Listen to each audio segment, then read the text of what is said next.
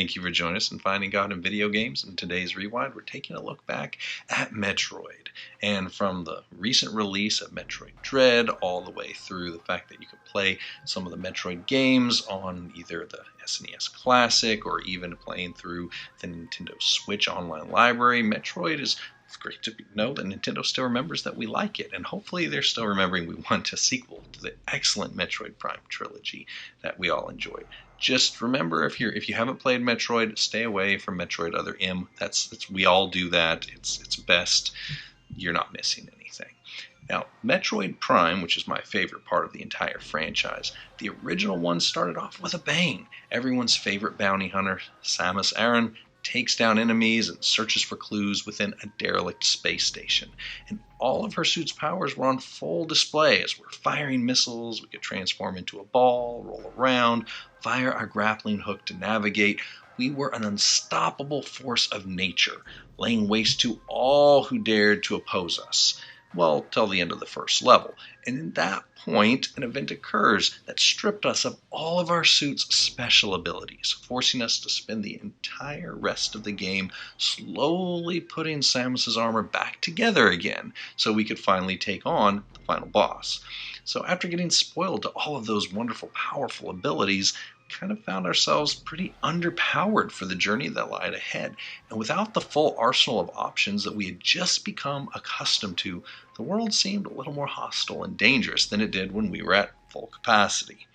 And many games have taken this approach over the years, giving us a tantalizing taste of our character with unlimited capabilities, and then using some kind of MacGuffin or plot device to remove most or all of those abilities, so that way we could spend the next 10 or 12 hours gaining them back. This is also common in a lot of theatrical releases where you see superheroes like Iron Man or Thor spending an entire movie just trying to get back to the place that they had originally possessed and perhaps taken for granted when they originally had it. It almost seems cruel if you think about it. I mean, why give me, as a gamer, taste of the good life if you're just going to rip it away and make me fight to earn it back? But whether you're trying to rebuild your Iron Man armor, prove yourself worthy of wielding Mjolnir again, or simply trying to get your super suit firing on all cylinders, I think we can all agree that this part of the process is the most time-consuming and painful, yet ultimately necessary part of the hero's journey. Walking the spirit-filled life has been a lot like this for me. I remember the glorious feeling of first being born again and the excitement of knowing that I was finally who I was meant to become. I know it sounds corny, but the world looked and smelled different. I felt connected to the Lord in a way that was really impossible to describe. And for days, I felt kind of a unique euphoria.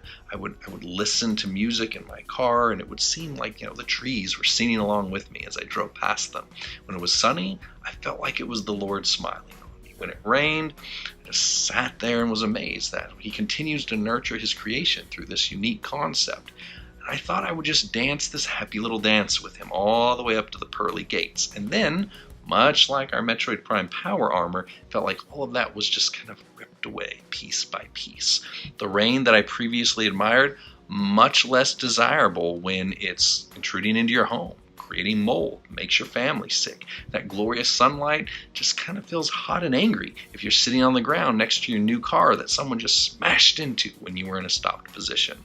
Slowly, I found myself driving more often with the radio off, my mind preoccupied with much more mundane considerations, like how to schedule contractors, which credit card has enough room to pay for groceries this week. And all that power and joy that I had been walking in was stripped away so quickly and replaced with fear, anxiety, and anger.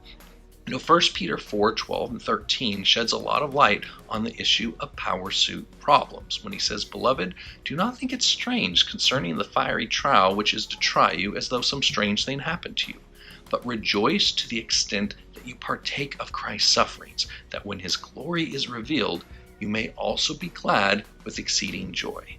Now, of all the people who experience this transition into losing power, it's Jesus who understands it best. From having legions of angels attending to His every thought, to transitioning into consciously choosing the challenges of such activities like hunger, pain, homelessness, wood splinters, with all that carpentry, and using the bathroom without the conveniences of indoor plumbing.